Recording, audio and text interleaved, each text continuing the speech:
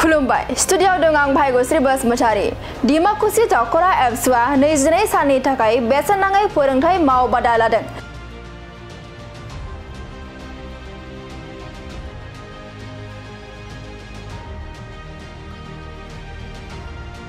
उदालगुरि जिल्लानि सिङाव थानाय डिमाकुसि दावखरा एप्सआ गोलोम बोथोरनि समाव ओनसोलनि फरायसाफोरखौ लानानै गुन गोनां सोलोंथाय जांख्रिखानाय मावथांखिखौ बिथा खालामनानै गोलोम बोथोरनि समाव बेसेन नाङै फोरोंथाय मावबादाखौ दिनै शेखर शंकरदेव मिशन गोजौ फरायसालियाव 22 साननि थाखाय बेखेवबाय। डिमाकुसि दावखरा एप्सनि बानजायनायाव गोलोम बोथोरनि बेसेन नाङै फोरोंथाय मावबादाखौ बेखेवना होयो उदालगुरि जिल्ला एप्सनि गाहाय नेहाथारि बाबुल बर' बिथाङा। मख'नो गोनांदि बे गोलोम बोथोरनि बेसेन नाङै फोरोंथाय मावबादायाव फरायसाफोरखौ गोरलै सानखान्थि, गोरलै बिगियान आरो इंराजि रावखान्थि फोरोंनाय जागोन। दिनैनि बे बेसेन नाङै फोरोंथाय मावबादा बेखेवनाय हाबाफारियाव बाहागो लायो डिमाकुसि दावखरा एप्सनि आफादगिरि लबराम बर', गाहाय नेहाथारि दानसोरां दैमारिजों लोगोसे सोलोंथाय नेहाथारि बाबुल बर', लोगोसे मिरु एप्सनि बारग' सुबुं फोनांजाब नेहाथारि लहित बर' बिथां आरो शेखर शंकरदेव मिशन गोजौ फरायसालिनि गोरायुं बिथांमोनजों लोगोसे डिमाकुसि दावखरा एप्सनि बिबानगिरि बिथांमोना बाहागो लादों। दिनै डिमाकुसि दावखरा दुलाराय बर' फरायसा आफादनि बानजायनायाव गोलोम बोथोरनि जि बन्द' समाव बेसेन नाङाजासे जि फोरोंथाय बादा बा फोरोंथाय होनाय बे हाबाफारिखौ दिनै जोंखौ बेखेवनो थाखाय हांख्रायनाय लेखा बेवहाय जों फरायसुलि बिथांमोना बेवहाय सोलोंथाय लानो थाखाय फैदों आरो जोङो बिथांमोनखौ जों गोसो गोरबोजों बरायदों। आरो नैबे जि हाबाफारि बे हाबाफारिया दुलाराय बर' फरायसा आफादा मोनसे मावथांखि लानानै खामानि मावबाय थादों, जायखौ क्वालिटि इडुकेसन मुभमेन्ट गुन गोनां सोलोंथाय जांख्रिथाय बे हाबाफारिखौ दिनै डिमाकुसि दावखरायाबो मावफुंदों आरो जोंनि जिल्लानि सिङाव थानाय मोन 50निबो बारा दिनै बेबायदि स्टाडि सेन्टार बानायनानै जोङो लानो नागिरदों आरो दिनै नैबे डिमाकुसि दावखरायाबो मोनसे बिनिनो दा गासै जोंहा 50निबो बांसिन जि मिरुआव जों बे फोरोंथाय बादाखौ जों लानो थाखाय जों थिरांथा खालामदों आरो बेनि गेजेरजों जोङो जे गेजेर गेजेर जोङो केरियार काउन्सिलिं होनो हायो नामा, मटिभेशनेल प्रग्राम जोङो लानो हायो नामा, बेफोरखौबो जों मोनसे डिजाइन खालामनानै जों लादों आरो बेखौ जों फारि फारियै जोङो लालांबाय थागोन। बे सोलोंथाय बादाखौ लानायनि थांखि आरो उद्देश्यआ मा?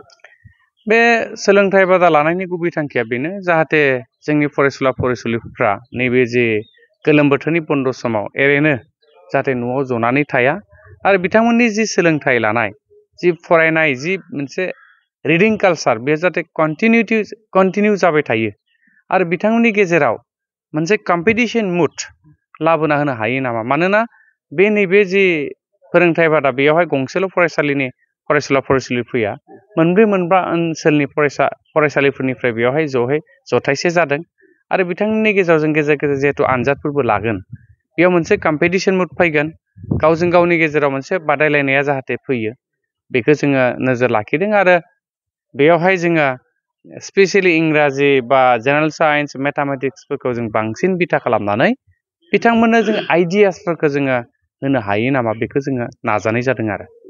दिनैनि बे फोरोंथाय बादायावहाय बाहागो लाफैनाय फरायसा बिथांमोननि गारजेन बिथांमोनखौ मा बुंनो खावलायो? जोङो जोंनि दिथागिरि बिथांमोनखौ जोङो खावलायगोन, दिथागिरि बिथांमोना गावबा गावनि गथ' गथायखौ जाहाथे सानफ्रोमबो दैलि जाहाथे फरायसालियाव जेरैबायदि रेगुलार क्लासाव थाङो, थिग बेबायदिनो नैबे जे फोरोंथाय बादा जोंनि बेयावबो जाहाथे रेगुलारहै गावनि गथ' गथायखौ दैथायहरो, आं जों बेखौनो खावलायगोन। आरो जाय बिथांमोननि गथ' गथाया दिनै जोंनि नैबे फोरोंथाय बादायाव फैयाखै बा माबा मोनसे कारन जाहोननि थाखाय फैनो हायाखै, बिथांमोन बायदि गारजेनखौबो जों खावलायगोन जाहाथे गावबा गावनि गथ' गथायखौ जोंनि फोरोंथाय बादायाव दैथायहरो। दिनै डिमाकुसि दावखरा एप्सनि बानजायनायाव अकल नैबे हाइ स्कुलनिल' लादों बे नङा, इउनिट लेभेलाव बा जोंहा गुबुन गुबुन खोन्दोआव इमि सेक्सननि फरायसुलि बा लवार प्राइमारि स्कुलनि फरायसुलिफोरखौ लानानैबो जोङो नैबे फोरोंथाय बादाखौ लानाय जादों। आरो मा जे जोंनि दिथागिरिफ्राबो दायित्व लालायनांगोन, जोंनि गथ' गथायखौ गुन गोनां सोलोंथाइ मोनहोनायाव अकल दुलाराय बर' फरायसा आफादनि दैदेनगिरिफोरनि नाजानायावल' जे गुन गोनां सोलोंथाइखौ लाबोनो हागोन जोंनि फरायसुलिफोरनि गेजेराव बे नङा।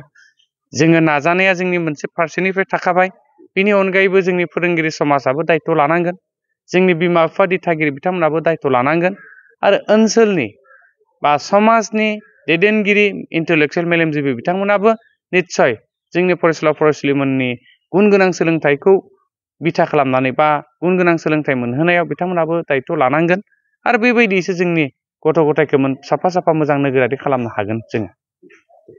दिनै फ्रि बेसेन नाङै मावबादा लादों बेनि सायाव डिमाकुसि दख'रा दुलाराय बर' फरायसा आफादनिफ्राय नैबे गोलोम बोथोरनि समाव 22 साननि थाखाय दिनै 3 तारिखनिफ्राय 25 जुलाइसिम 22 साननि थाखाय जोङो फ्रि सामार कचिं केम्प जों फाथिदों। बेयाव गाहायै थाखो 9 आरो थाखो 10 नि फरायसाफोरनो गुन गोनां सोलोंथाइखौ नोजोर होनानै बा नैबे गोलोम बोथोरनि बन्द'नि समाव फरायसाफोरा जाहाथे ओरैनो थानो नाङा बेखौ नोजोर होनानै जोङो गाहायै थाखो 9 आरो थाखो 10 नि फरायसाफोरनि थाखाय मोनथाम आयदाखौ लानानै कचिं क्लास होदों। मैथमेटिक्स, जेनेरेल साइन्स आरो इंलिश ग्रामार बे मोनथाम साबजेक्टखौ लानानै जोङो फोरोंथाइ होनो थाखाय जों आवगायदों आरो बिनि थाखाय जोङो स्पेशल टिचार जोङो एपइन्ट खालामनाय जाबाय। गाहायै डिमाकुसियाव मोनथाम हाइ स्कुल दङमोन, नाथाय बे मोनथाम हाइ स्कुलनिफ्रायनो इउएन एकाडेमिया गाव निजा बबियाहै माने गाबोननिफ्राय बिथांमोना कचिं होगोन होननानै बुंदों।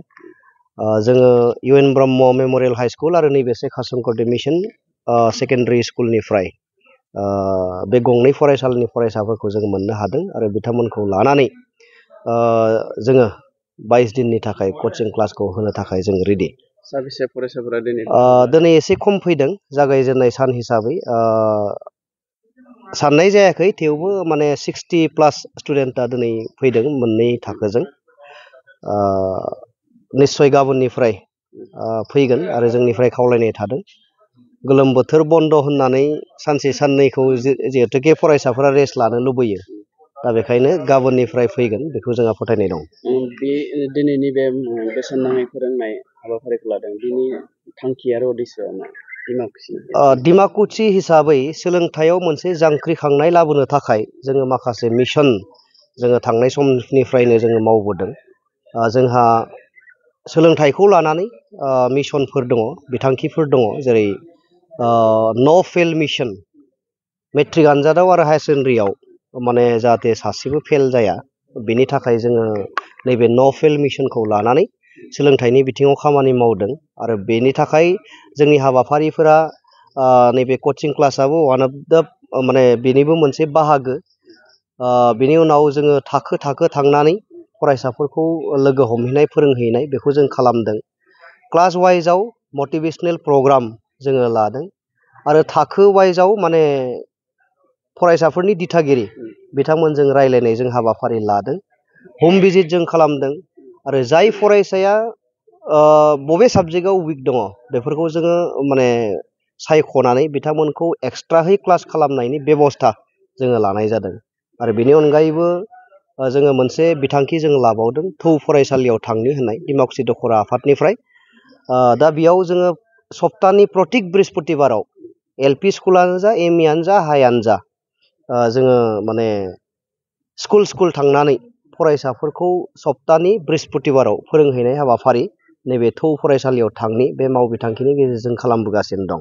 दा बेखायनो जिहेतुके डिमाकुसिया मोनसे गिदिर ओनसोल, दा बे डिमाकुसि ओनसोलनिफ्राय फैबाय थानाय समफोराव सोलोंथाइनि बिथिङाव जों जेरैबायदि लुबैदों बेबायदि फिथाइ मोननो थाखाय जोङो नाजादों।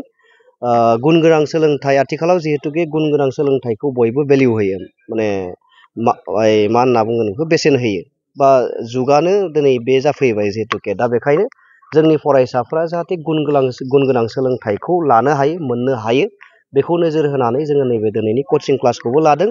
आरो बेल' नङा, माखासे बिथांखिफोरखौ लानायनि एकमात्र कारनानो जाबाय जोंनि साफ्रोमबो फरायसाफोरा जाहाथे भेलिउ इडुकेसन बेखौ मोननो हायो बा बिनि जिथु मिनिं बेखौ बुजिनो हायो, बेनि थाखाय जों लानाय जादों। दिनै दख'रा एबसुआ दिनै थाखो 9 आरो थाखो 10 लाबाय, दिनै आरो माखासे दिनै थाखो 7, 8 बेफोरखौ डिमाकुसि दख'रा एबसुनि सिङाव गासै मोन 20ता दालाइ एबसु दङ आरो बे मोन 20ता दालाइ एबसुखौ जोंनिफ्राय माने बिथोन हरनाय जाबाय जे दाफ्रोमबो गुदि एबसुआ, गामि गुदि एबसुआ गावबा गाव गामियाव थाखो 1 निफ्राय लानानै थाखो 8 सिम माने कचिं क्लास होनांगौ, बे बिथोनखौ जों हरदों। आरो बिथांमोना गाबोन समनिफ्राय गासैबो माने गामियाव गावबा गावनि गुदि फरायसालियावनो होन बा बबेयावबा एमइ स्कुल दं बै फरायसालिफोराव थाखो 1निफ्राय लानानै थाखो 8सिम माने गाहायै नैबे सानखान्थि इंराजि आरो माने बिगियान बा एलपि स्कुलाव हयथ' माखासे नैबे बिगियान साबजेक्टफोरा गैया दा बेयाव जेरैबायदि हायो जायखिजाया फोरोंनाय बेबस्थाखौ खालामनांगौ जों बिथोन हरनाय जादों आरो बे गासै गुदि एबसुआवनो बेयो खालामजागोन। फ्रि बेसेन नाङै फोरोंनाय हाबाफारियावहाय जायफोरा फरायसाफोरा बाहागो लाबाय आरो जायफोरा फरायसा बिथांमोना बाहागो लायाखै गार्जेन बिथांमोनखौ मा खावलायनो लुबैयो? जोंहा दाख्लैबावै नैबे फरायसालियावनो मोनसे गार्जेन मिटिं जादों आरो इउएन ब्रह्म एकाडेमियावबो जोङो माने इउएन ब्रह्म मेम'रियेल हाइ स्कुलावबो जोङो गार्जेन मिटिं लानाय जाबाय। जोङो साफ्रोमबो दिथागिरिफोरजों जों सावरायदों बेखौनो माने गाव गावनि फरायसाफोरखौ माने मोजां फिथाइ मोननायनि मिजिं जोंनियाव बयनियावबो दङ जों मोनथिगौ नाथाय बेखौ मोनफुंनो थाखाय दिथागिरिनियावबो माखासे दायित्व थायो फालिनांगौ बिबान थायो दा बेखायनो दिथागिरि बिथांमोनखौ जों खावलायदों नैबे गोलोम बोथोर बन्दनि समावबो माने जिहेतुके जों कचिं क्लास होगासिनो दं फ्रि माने कचिं क्लास दा बे कचिं क्लासाव फरायसाफोरखौ दैथायहरनो थाखाय जों खावलायदों आरो दिनैबो खावलायगोन जायनि गथ'फ्रा नैबे माने कचिं क्लासाव फैनो हायाखै दिनै गाबोन समफोरनिफ्राय बिथांमोनखौ जाहाथे दिथागिरि बिथांमोना दैथायहरो बेनि थाखाय जोंनिफ्राय खावलायनाया थाबाय।